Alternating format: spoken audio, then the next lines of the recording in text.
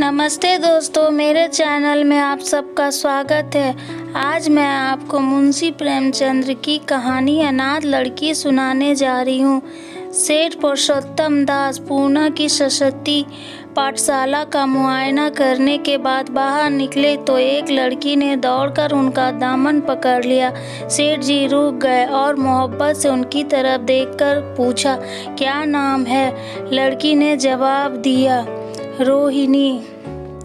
सेठ जी ने उसे गोद में उठा लिया और बोले, तुम्हें कुछ इनाम मिला? लड़की ने उनकी तरफ बच्चों जैसी गंभीरता से देखकर कहा, तुम चले जाते हो, मुझे रोना आता है, मुझे भी साथ लेते चलो।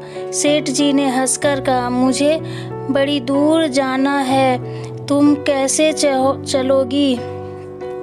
रोहिणी ने प्यार से उनकी गर्दन में हाथ डाल दी और बोली, जहाँ तुम जाओगे वहीं मैं भी चलूँगी, मैं तुम्हारी बेटी हूँगी। मदरसे के अफसर ने आगे बढ़कर कहा, इसका बाप साल भर हुआ नहीं रहा, माँ कपड़े सीती है, बड़ी मुश्किल से गुजारा होती है। सेठ जी के स्वभाव में करुणा बहुत थी। यह सुनकर उनकी आंखें भर आई। उस बोली प्रार्थना में वह दर्द था जो पत्थर से दिल को पिघला सकता है। बेकसी और यमिति को इससे ज़्यादा दर्दनाक ढंग से जाहिर करना नामुमकिन था। उन्होंने सोचा, इस नन्हे से दिल में न जाने क्या अरमान होंगे और लड़कियां अपने खिलौने दिखाकर कहती होगी, यह मेरे बाप ने दिया है। वह अपने बाप के साथ मदरसे आती होगी, उसके साथ मेले में जाती होगी और उनकी दिलचस्पियों का जिक्र करती होगी। यह सब बातें सुन कर भोली लड़की को भी ख्वाहिश होती होगी कि मेरे बाप होते। माँ की मोहब्बत में गहराई और आत्मिकता होती है जिससे बच्चे समझ नहीं सकते। बाप की मोहब्बत में खुशी और चाव होता है जिससे बच्चे खूब समझते हैं। सेठ जी ने रोहिणी को प्यार से गले लगा लिया और बोले, अच्छा मैं तुम्हें अपनी बेटी बनाऊंगा, लेकिन खूब जी लगाकर पढ़ना। अब छुट्टी का वक्त आ गया है, मेरे साथ आओ, तुम्हें घर पहुंचा दूं। यह कहकर उन्होंने रोहिणी को अपनी मोटर कार में बिठा लिया। रोहिणी ने बड़े इत्मीनान और गर्व से अपनी सहेलियों की तरफ देखा। उसकी बड़ी बड़ी आंखें खुशी से चमक रही थी और चेहरा चांदनी रात की तरह खिला हुआ था। सेठ ने रोहिणी को बाजार में खूब सैर कराई और कुछ उसकी पसंद से कुछ अपनी पसंद से बहुत सी चीज़ें खरीदी। यहाँ तक कि रोहिणी बातें करते करते कुछ थक सी गई और खामोश हो गई। उससे इतनी चीज़ें देखी और इतनी बातें सुनी कि उसका जी भर गया। शाम होते होते रोहिणी घर पहुँचे और मोटर कार से उतरकर रोहिणी को अब कुछ आराम मिला। दरवाज़ा बंद था। उसकी माँ किसी ग्राहक के घर कपड़े देने गई थी। रोहिणी ने अपने तोहफों को उलटना पुलटना शुरू किया। खूबसूरत रबड़ के खिलौने, चीनी की गुड़िया जरा दबाने से चूं चूं करने लगती और रोहिणी यह प्यारा संगीत सुनकर फूली ना समाती थी। रेशमी कपड़े और रंग बिरंगे साड़ियाँ की कई ब्रांड थे, लेकिन मखमली बूटी की गुलकारियों ने उसे खूब लुभाया था। उसे इन चीज़ों के पाने की जितनी खुशी थी, उससे ज़्यादा उन्हें अपनी सहेलियों को दिखाने की बेचैनी थी। सुंदरी के जूते अच्छे सही, लेकिन उनमें ऐसे फूल कहाँ हैं? ऐसी गुड़िया उसने कभी देखी भी ना होगी। इन ख्यालों से उसके दिल में उमंग भर आई और वह अपनी मोहिनी आवाज़ में एक गीत गाने लगी। सेठ जी दरवाजे पर खड़े इन पवित्र दृश्य का हार्दिक आनंद उठा रहे थे।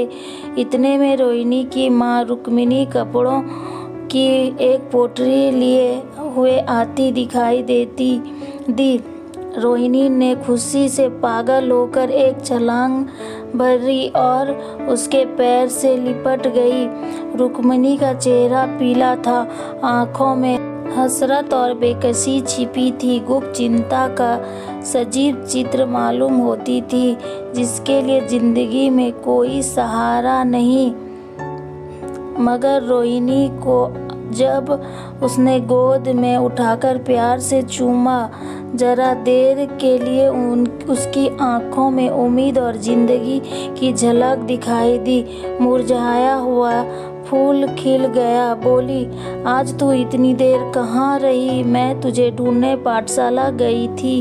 रोहिणी ने हुमक्कर कहा, मैं मोटर कार पर बैठकर बाजार गई थी, वहाँ से बहुत अच्छी अच्छी चीज़ें लाई हूँ।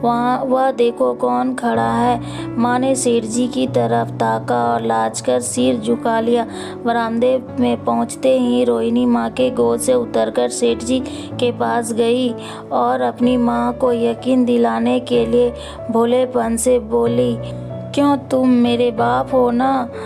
सेठ जी ने उसे प्यार करके कहा, हाँ, तुम मेरी प्यारी बेटी हो। रोहिणी ने उनसे मुंह की तरफ याचना भरी आंखों से देखकर कहा, अब तुम रोज यहीं रहा करोगे? सेठ जी ने उसके बाल सुलझाकर जवाब दिया, मैं यहाँ रहूँगा तो काम कौन करेगा? मैं कभी कभी तुम्हें देखने आया करूँगा, लेकिन वहाँ से तुम्हारे लिए अच्छी अच्छी चीज़ भेजूँगा। रोहिणी कुछ उदास सी हो गई। इतने में उसकी माँ ने मकान का दरवाज़ा खोला और बड़ी फुर्ती से मैले बिछावन और फटे हुए कपड़े समेटकर कोने में डाल दिया और कही, सेठ जी की निगाहें उन पर न पड़ जाए। स्वाभिमान स्त्रियों की खास अपनी चीज़ है। रुक्मिणी अब इस सोच में पड़ी थी कि मैं उनकी क्या खातिर तवाज़ो करूं। उसने सेठ जी का नाम सुना था। उसका पति हमेशा उनकी बड़ाई किया करते थे और उनकी दया और उदारता चाहे अनेकों बार सुन चुकी थी। वह उन्हें अपने मन का देवता समझा करती थी। उसे क्या उम्मीद थी कि कभी उसका घर भी उसके कदमों से रोशन होगा, लेकिन आज जब वह शुभ दिन संयोग से आया तो वह उस काबिल भी नहीं कि उन्हें बैठने के लिए एक मेड़ा दे सके। घर में पान और इलायची भी नहीं। वह अपने आंसुओं को किसी तरह न रोक सकी। आखिर जब अंधेरा हो गया और पास के ठाकुर द्वार से घंटों और नगाड़ों की आवाज़ें आने लगी तो उन्होंने जरा ऊंची आवाज़ में कहा, बाई जी, अब मैं जाती हूँ, मुझे अभी यहाँ बहुत काम करना है। मेरी रोहिणी को कोई तकलीफ़ ना हो। मुझे जब मौका मिलेगा उसे देखने आऊँगा। उसके पालन पोषण का काम मेरा है और मैं उसे बहुत खुशी से पूरा करूँगा। उसके लिए अब तुम कोई फिक्र मत करना। ने उसका वजीफा बांध दिया, यह उसकी पहली किस्त है। यह कहकर उन्होंने अपना खूबसूरत बटुआ निकाला और रुक्मिणी के सामने रख दिया। गरीब औरत की आंखें में आंसू थे। उसका जी बस चाहता था कि उसके पैरों को पकड़कर खूब रोए। आज बहुत दिनों के बाद एक सच्चे हमदर्द की आवाज़ उसके मन में आई थी। जब सेठ जी चले तो उसने दोनों हाथों से प्रणाम किया। उसके हृदय की गहराइयों से प्रार्थना निकली, आपने एक बेबस पर दया की है, ईश्वर आपको इसका बदला दे। एक दिन रोहिणी पाठशाला गई तो उसकी सहेली उसकी एक एक चीज को आश्चर्य से देखती और ललचाती थी। अच्छे कपड़े से कुछ स्वाभिमान का अनुभव होता है। आज रोहिणी वह गरीब लड़की ना रही जो दूसरे की तरह बेबस नेत्रों से देखा करती थी। आज उसकी एक एक क्रियाओं में शाश्वत गर्व और चंचलता टपकती थी और उसका जवान एक दम के लिए भी न रुकती। कभी मोटर की तेजी का जिक्र था, कभी बाजार की दिलचस्पियों का बयान, कभी अपनी गुड़िया की कुशल मंगल की चर्चा थी और कभी अपने बाप की मोहब्बत की दास्तान। दिल था कि उमंगों से भरा हुआ था। 1 महीने बाद सेठ पुरुषोत्तम दास ने रोहिणी के लिए फिर तोहफे और रुपये परवाना किए। बेचारी विधवा को उनकी कृपा से जीविका की चिंता से छुट्टी मिली। वह भी रोहिणी के साथ पाठशाला आती और दोनों माँ बेटियाँ एक ही दर्जे के साथ पढ़ती, लेकिन रोहिणी का नंबर हमेशा माँ से अव्वल रहा। सेठ जी जब पूना की तरफ से निकलते तो रोहिणी को देखने जरूर आते और उनका आगमन उसकी प्रसन्नता और मनोरंजन के लिए महीनों का सामान इकट्ठा कर देता।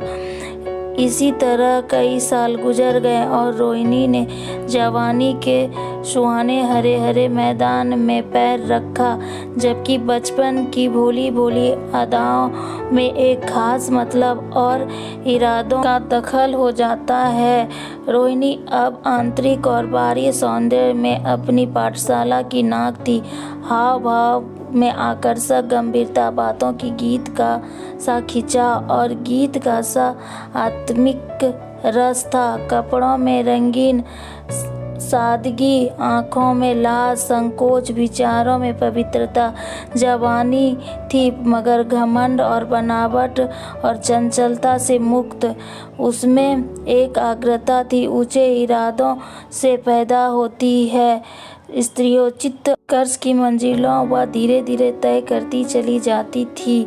सेठ जी के बड़े बेटे नरोत्तम दास कई साल तक अमेरिका और जर्मनी की यूनिवर्सिटी की खाक छानने के बाद इंजीनियरिंग विभाग में कलम हासिल कर वापस आए थे। अमेरिका के सबसे प्रतिष्ठित कॉलेज में उन्होंने सम्मान का पद प्राप्त किया था। अमेरिका के अखबार एक हिंदुस्तानी नौजवान की इस शानदार कामयाबी पर कि थे उन्हीं के स्वागत करने के लिए मुंबई में एक बड़ा जलसा किया गया था। इस उत्सव में शरीक होने के लोग दूर दूर से आए थे। सरस्वती पाठशाला को भी निमंत्रण मिला और रोहिणी को सेठानी जी ने विशेष रूप से आमंत्रित किया। पाठशाला में हफ्तों तैयारियां हुई। रोहिणी को एकदम के लिए भी चैन न था। यह पहला मौका था कि उसने अपने लिए बहुत अच्छे अच्छे कपड़े बनवाए। रंगों के चुनाव में वह मिठास थी, काट छांट में वह फबन जिससे उसकी सुंदरता चमक उठी। सेठानी कौशल्या देवी उसे लेने के लिए रेलवे स्टेशन पर मौजूद थी। रोहिणी गाड़ी उतरते ही उनके पैर की तरफ झुकी, लेकिन उन्हें उसे छाती से लगा लिया और उस तरह प्यार किया जिससे वह उनकी बेटी है। वह उसे बार बार देखती थी और आंखों में गर्व और प्रेम टपक पड़ता था। इस जलसे के लिए ठीक समुंदर के किनारे हरे भरे सुनहरे मैदान में एक लंबा चौड़ा शमियाना लगाया गया था। एक तरफ आदमियों का समुंदर उमड़ा हुआ था, दूसरी तरफ समुद्र की लहरें उमड़ रही थी। गोया वह भी इस खुशी में शरीक थी। अब उपस्थित लोगों ने रोहिणी बाई के आने सुनी तो हजारों आदमियों उसे देखने के लिए खड़े हो गए।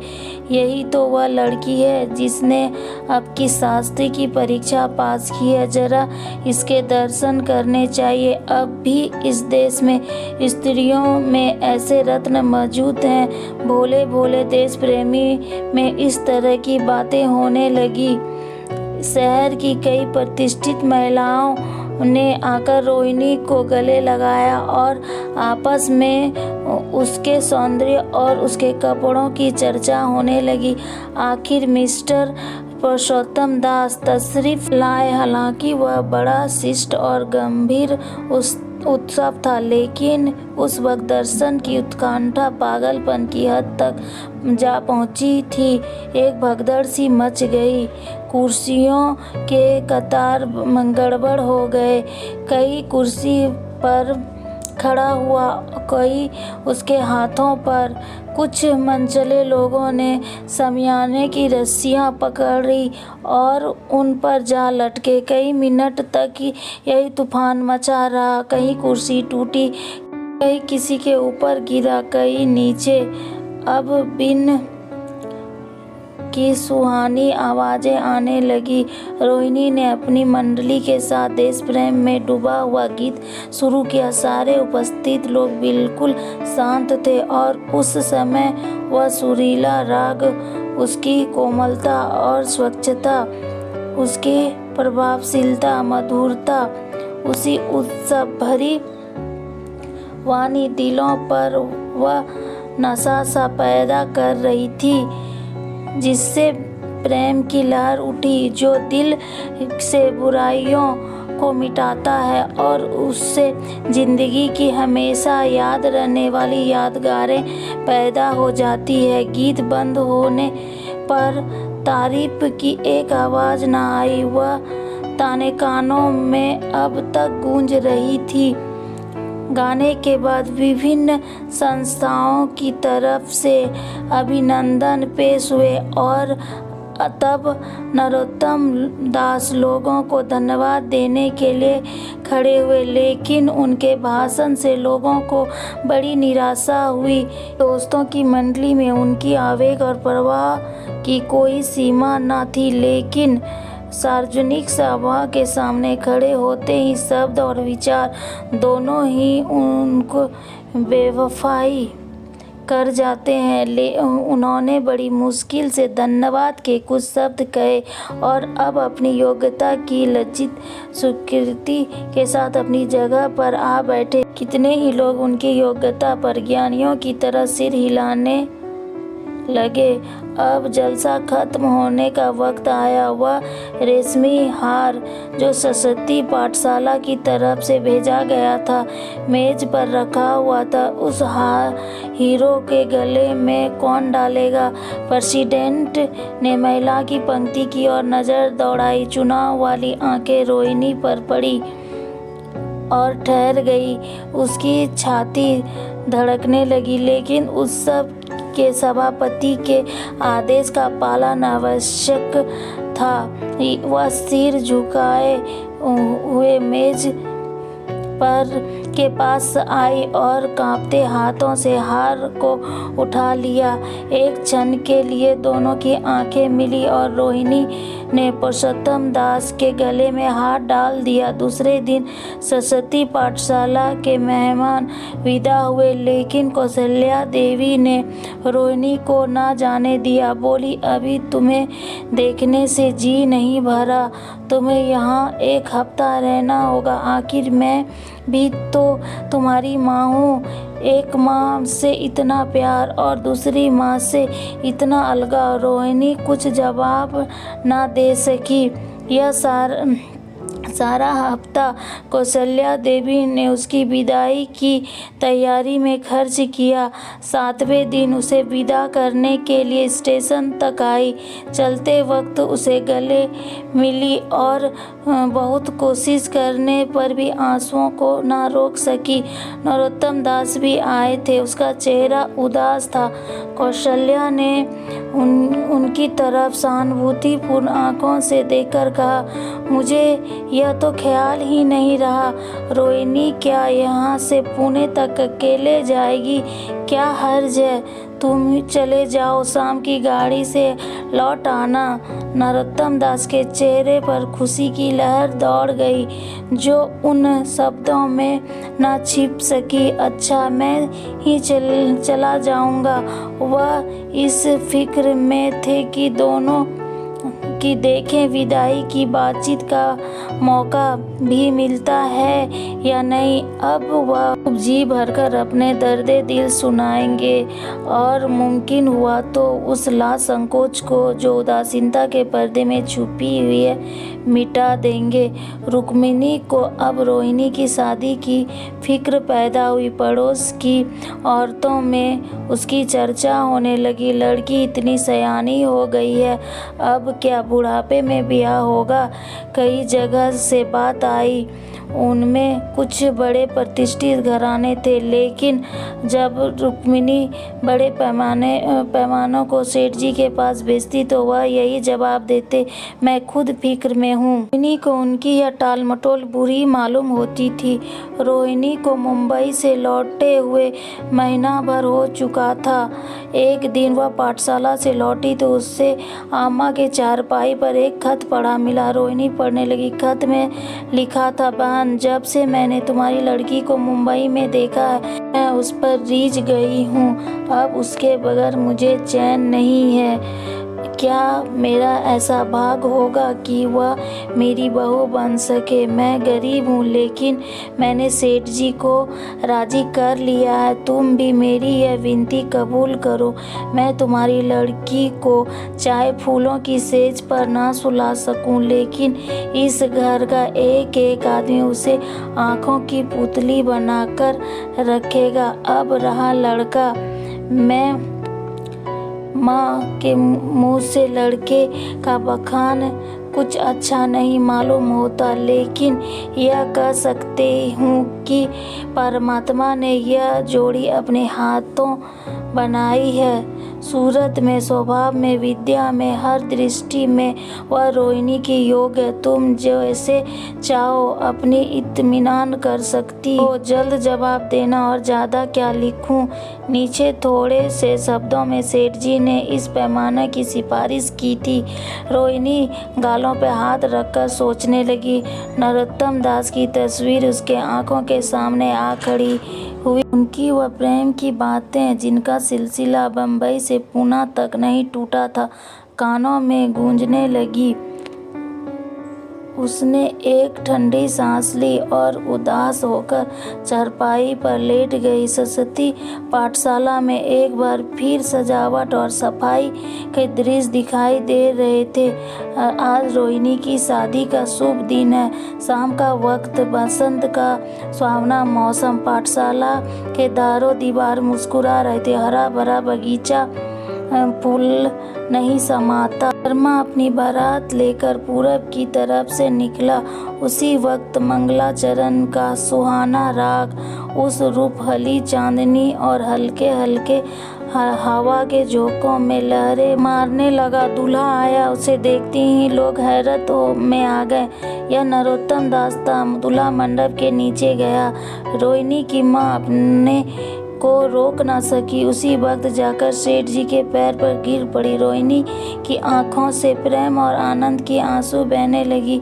मंडप के नीचे हवन कुंड बना। हवन शुरू हुआ। खुशबू से लपेटे हवा में उठी और सारा मैदान महक गया। लोगों के दिलों दिमाग में ताजगी की उमंग पैदा हुई। फिर संस्कार की बारी हुई। दूल्हा और दुल्हन ने आपस में हमदर्दी, जिम्मेदारी, वफादारी के पवित्र शब्द अपने जुबानों से कहे। विवाह की यह मुबारक जंजीर गले में पड़ी, जिसमें वजन है, शक्ति है, पाबंदियां है, लेकिन वजन के साथ सुख और पाबंदियों के साथ विश्वास है। दोनों दिलों में इस वक्त एक नई बलवान आत्मिक शक्ति की अनुभूति हो रही थी। अब शादी की रस्में खत्म हो गई और नाच गाने की मंजलिस का दौर आया। मोहक गीत गूंजने लगे। सेठ जी थक चुककर चूर हो गए थे। जरा दम लेने के लिए बगीचे में जाकर एक बेंच पर बैठ गए। ठंडी ठंडी हवा आ रही थी। एक नशा सा पैदा करने वाली शांति चारों तरफ छाई हुई थी। उसी वक्त रोहिणी उनके पास आई और उनके पैरों से लिपट गई। सेठ जी ने उसे उठाकर गले से लगा लिया और हंसकर बोले, क्या अब तो तुम मेरी अपनी बेटी हो गई ना। अगर आपको मेरी वीडियो अच्छी लगती है तो मेरे वीडियो को लाइक करें और मेरे चैनल को सब्सक्राइब करें। और अगर किसी प्रकार की गलती है तो प्लीज़ कमेंट करके बताएं। प्लीज़ मेरे चैनल को सब्सक्राइब करें। मेरे वीडियो देखने के लिए थैंक यू।